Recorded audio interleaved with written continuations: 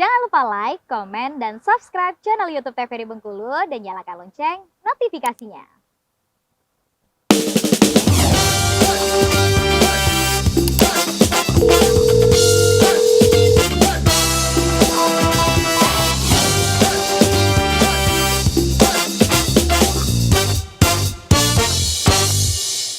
Terima kasih pemirsa, Anda masih setia bersama kami di Dokter Kito bersama Kito Sehat. Kita masih membahas mengenai penyakit disentri, masih bersama Dr. Elsa Gempitasari dan juga Dr. Wenti Arbayeni. Tadi kita sudah berbicara perihal apa sih penyakit disentri ini, Dok ya. Lalu dokter, mungkin Dr. Elsa nih, Dok. Kalau kita berbicara penyakit disentri di Bengkulu, itu kalau untuk prevalensi usianya biasanya paling banyak di usia berapa sih, Dok? Dan bagaimana, Dok, untuk di Bengkulu? Ya. Kalau untuk kasus disentri sendiri ya, disentri itu sendiri memang cukup jarang, tapi bukan berarti tidak ada ya. Kalau untuk angka kejadiannya itu sangat banyaknya sih pada umumnya pada usia anak-anak, terutama pada anak-anak yang masih batita maupun balita ya. Karena kita tahu kalau masih umur-umur batita balita itu kan dia masih yang namanya belum bisa memilih mana yang bersih, mana yang kotor.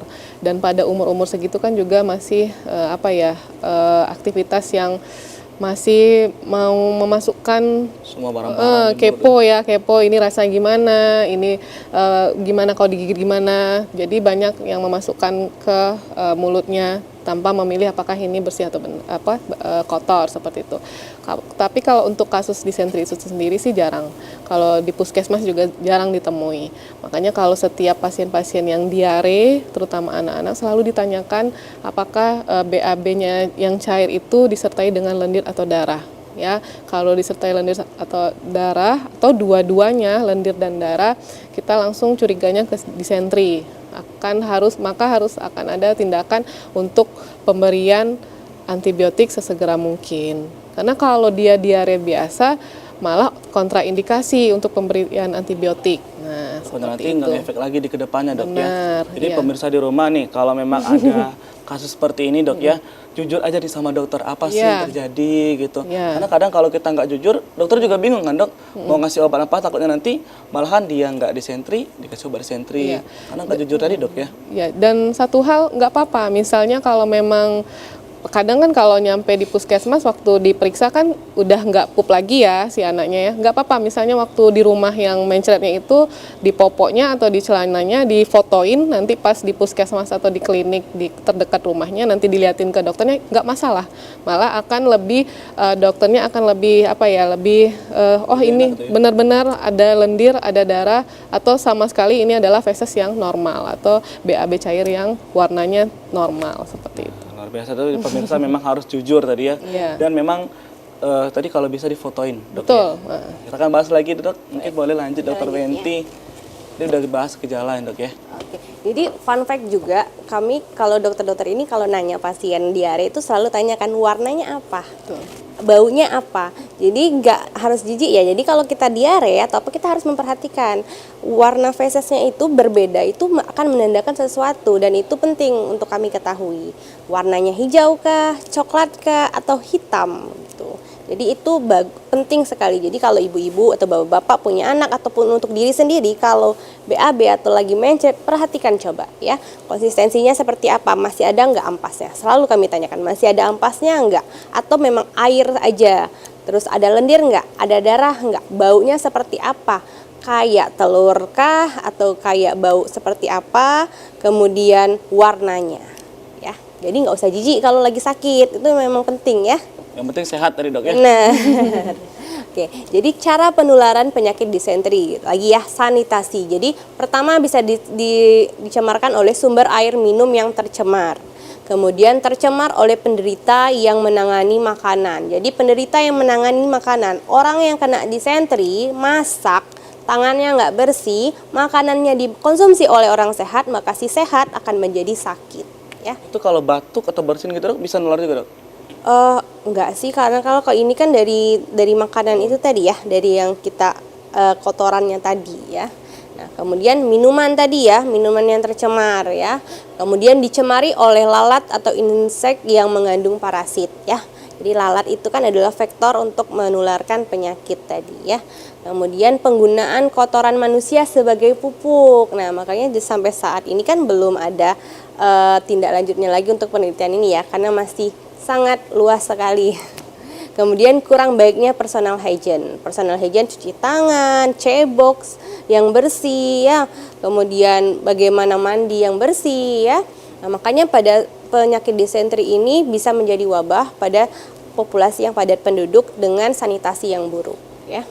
Yang tidak ada jambannya, yang mandinya di sungai, yang BAB-nya di sungai, cuci piring, cuci baju di sungai. Nah, itu akan sangat beresiko untuk terjadinya disentri ya. Makanya pada kota-kota besar agak jarang terjadi kasus disentri. Nah, bakteri penyebab disentri dapat ditemukan dalam tinja orang yang terinfeksi ya. Jadi dapatnya di tinjanya tadi ya, di kotorannya tadi. Dan menyebar melalui banyak cara, yaitu tadi ya, seseorang yang tidak mencuci tangan ketika membersihkan kotorannya atau setelah buang air besar, itu akan menularkan ya. Mau dia masak kayak, mau dia megang kita atau apa, itu akan mencemari nantinya. Kemudian Anda mungkin akan terinfeksi bakteri jika mengkonsumsi makanan dan minuman yang sudah terkontaminasi. Bisa juga oleh si vektor lalat tadi ya. Kan lalat dia bisa hinggap nih di kotoran tadi. Makanya kalau ada anak bayi yang pakai popok, nah popoknya itu harus di apa? Kantongin. Ya, dikantongin atau dilipat. Kalau ada tapnya di tap biar si kotorannya tidak terbuka. Kalau kotorannya terbuka, lalat bisa hinggap di sana, akan menyebarkan ke berbagai tempat. Itu bakteri itu bertahan berapa lama sih dok dalam suhu ruangan tertentu? Dalam suhu ruangan bakteri mungkin dalam 24 jam masih kali ya. Masih bisa hidup dok Mungkin ya? Kayaknya boleh kita cari lagi nanti ya. Tapi pasti akan sangat berisiko untuk terjadinya penyebaran penyakit ya. Kemudian menyentuh benda atau bagian tubuh yang sudah terkontaminasi bakteri penyebab disentri juga akan meningkatkan resiko terjadinya disentri ya. Nah, Anda juga beresiko terkena penyakit ini jika berenang di air yang terkontaminasi. Balik lagi ya, kalau yang mandi di sungai, yang sanitasinya buruk, yang tidak ada jambannya, dia mandi di sungai, BAB di sungai. Nah, kita mandi di sana, itu akan beresiko terjadinya disentri tadi. Lalu bagaimana dengan kolam renang nih dok? Iya. Kolam renang ini kan lebih umum lagi dan Benar. air itu kan dalam satu air yang sama gitu dok. Kalau sungai kan mungkin mengalir nih ya. Iya. Jadi balik lagi, kalau di kolam renang, kalau ada orang yang terkena disentri dan dia personal hygiene-nya jelek, artinya dia cebok tidak pakai sabun misalnya atau tidak bersih, maka dia akan beresiko menularkan ke orang-orang yang di kolam renang tadi. Tapi kalau personal hygiene-nya bagus, insya Allah sih tidak ya. Karena kan sudah mati dengan si sabun tadi ya. Tapi kalau enggak ya pasti akan beresiko untuk menularkan. Jangan minum air kolam ya. Benar. Satu lagi Tapi ya. kadang dok ya, kadang kalau lagi berenang dok, kita kan nggak sengaja gitu dok. Mungkin Terminum ya. Terminum. Nah, ya itu beresiko ya untuk meminum sesuatu yang banyak orang ya. Oke, nah ini patogenesisnya ya, bagaimana perjalanan penyakit tadi bisa terkena amoeba sama si basiler ya. Jadi si kuman atau bakteri amoeba tadi akan masuk melalui fekal oral, yaitu dari air dan makanan yang terkontaminasi tadi. Kita masuk ke dalam mulut nih. Nah, melewati pertahanan asam lambung. Kita tahu lambung kita punya asam, barier dia sebenarnya ada pelindung untuk si kuman-kuman atau bakteri. Tapi karena kumannya sudah kuat, itu maka kalah nih, lewat dia dari asam lambung, lanjut dia ke usus kan. Nah, ketika di usus, si bakteri atau amoeba itu akan menginvasi. Dia akan masuk ke sana kemudian berkembang biak. Dia akan menduduki si usus tadi dan berkembang biak menciptakan koloni-koloninya. Kemudian apa yang terjadi? Nah, kalau bakteri tadi dia akan membentuk ulkus. Kemudian setelah ulkus dia akan menghasilkan toksin-toksin atau racun-racun. Akhirnya terjadilah si gejala tadi ya, gejala yang disertai darah, mencretnya tadi ya, mencret disertai darah, lendir, kemudian perutnya menjadi sakit, bisa disertai dengan demam, kemudian ada sensasi mual ataupun disertai muntah. Kalau si amoeba tadi dia akan memproduksi sebuah enzim yang akan merusak dan menekrosis jaringan yang ada di dinding usus tadi. Otomatis dinding ususnya akan rusak nih jaringannya, akan terjadi peradangan atau infeksi. Itu akan terjadi disentri si amoeba tadi. Kurang lebih itu sih perjalanan penyakitnya ya. Nah, untuk diagnosanya nanti akan dijelaskan sama Dr. Elsa. Dokter, sebelum kita lanjut lagi, mungkin dokter, Ya, kadang kan tadi kan katanya kan kalau lewat makanan juga bisa nih dok ya. Tapi bagaimana dengan air yang sudah dimasak di suhu yang sangat tinggi, lalu dengan makanan yang juga kita masak itu bagaimana dok? Apakah bakal mati nih bakteri-bakteri tadi atau masih bisa bertahan nih dok? Kalau yang air yang dimasak, masakan yang memang sudah dimasak itu memang bagus ya. Memang ada penelitian yang menyatakan bahwa bakteri-bakteri atau kuman-kuman akan mati. Bahasanya berarti makanan dan minuman itu sudah layak untuk dimakan, layak untuk dikonsumsi, minuman juga. Jadi memang setiap makanan, makanya kalau beli sayuran atau beli alat makan sama minuman itu kan idealnya harus dicuci dulu, harus direbus dulu, seperti itu ya, harus dimasak. Makanya kalau untuk makan makanan yang setengah matang, nah ini setengah matang itu beresiko juga nih untuk kasus-kasus disentri, seperti itu. Jadi idealnya adalah memang masak yang dan minuman yang sudah Benar-benar matang gitu dok ya? benar-benar matang. Luar biasa. Mungkin kita langsung dok ya ke Kita langsung ya. diagnosanya, dok.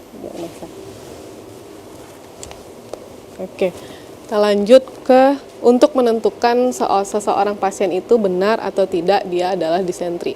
Kalau dari Dr. Wenti sudah menjelaskan ya, kalau memang gejala khas dari disentri ini adalah diare yang disertai dengan lendir dan darah ya, tapi tidak semata-mata cuman dengan menemukan tinja atau kotoran yang bercampur darah. Nah, tapi harus dilakukan pemeriksaan laboratorium ya, pengambilan sampel feses penderita untuk mengetahui apakah ini adalah disentri yang disebabkan bakteri atau amuba, atau apakah ini adalah yang tadi basilar atau yang lainnya. Nah, ini untuk mendiagnosa apakah ini disentri amuba, apakah ini disentri basilar. Tetapi kalau di puskesmas, biasanya dengan anamnesis dan pemeriksaan fisik, artinya dengan menanyakan si ibu dan memeriksakan anaknya, terutama apalagi kalau ada foto ya, atau memang pas anaknya itu sedang diare, dilihat secara langsung fesesnya, itu sudah menegakkan 75-80% ini ke arah disentri. Tapi memang cukup sampai sebatas itu, tidak bisa menentukan oh anak ibu ini disentri amuba atau anak ibu ini disentri basilar. Karena kalau untuk membedakan diagnosa amuba dengan basilar ini tentu harus pemeriksaan mikroskopik ya, seperti yang disampaikan Dr. Wenti tadi. Dia ada bentuk khasnya. Kalau yang misalnya yang basilar tadi ya dok, yang berbentuk kapsul, kalau yang amuba yang seperti bentuk plankton tadi ya dok ya, seperti yang di SpongeBob. Nah jadi kalau anak-anaknya udah ke puskesmas, udah suspek atau diduga ini adalah disentri ya, disentri biasanya akan dilakukan penata laksanaan pemberian antibiotik secepatnya, seperti itu. Ini pemeriksaannya memang diambil adalah kotorannya. Jadi kotorannya si adik itu diambil ya, atau pasien itu diambil, nanti akan dilihat secara mikroskopik atau di bawah mikroskop. Nanti khasnya adalah seperti ini. Kalau amuba secara makroskopiknya yaitu asam ya, berbau asam, berdarah, bila bentuk biasanya tercampur dengan lendir ya. Kalau mikroskopiknya mungkin ini juga untuk tahu aja pemirsa TP di rumah ya, ada eritrosit, ada leukosit dan sebagainya seperti itu.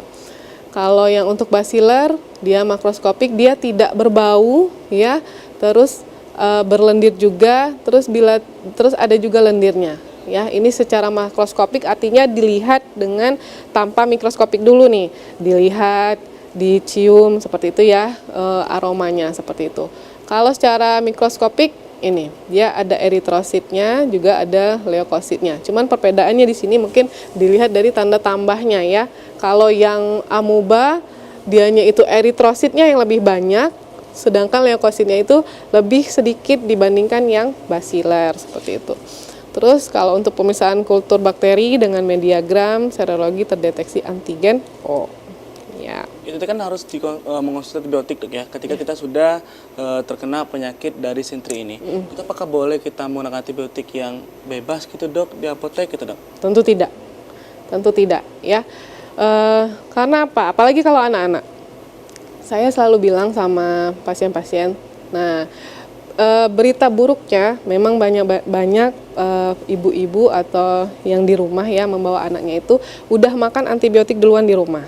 karena ngerasa kemarin itu dok menstruatnya nggak berhenti dari pagi, siang, malam, baru kami bawa pagi ini. Ya, saya tanya dosisnya pasti ngaco. Saya tanya berapa kali pemberiannya pasti ngaco. Karena apa? Karena lihat Mbah Google gitu ya, Mbah Google. Karena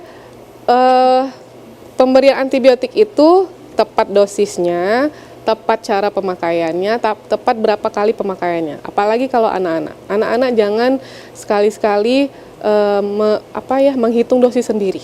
Karena kalau anak-anak, khususnya anak-anak, dia pasti dosisnya itu sesuai dengan berat badan. Ada kali-kaliannya, ya.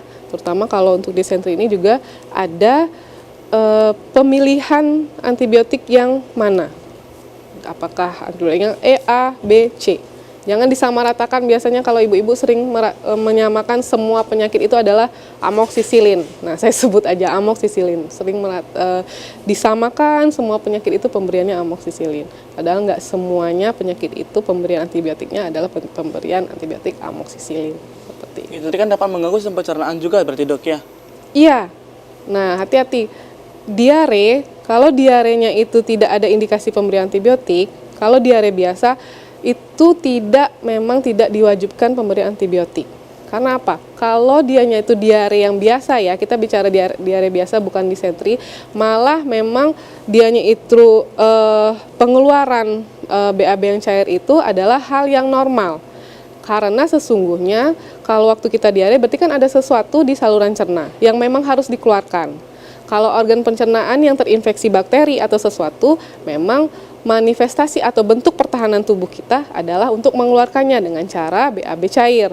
Oh, berarti memang tadi tuh kita jangan langsung buru-buru mengonsumsi dari antibiotik tadi, obat-obat yang memang tidak sesuai dengan takaran dok ya. Benar. Kita akan bahas lagi nih dokter mengenai penyakit disentri ini.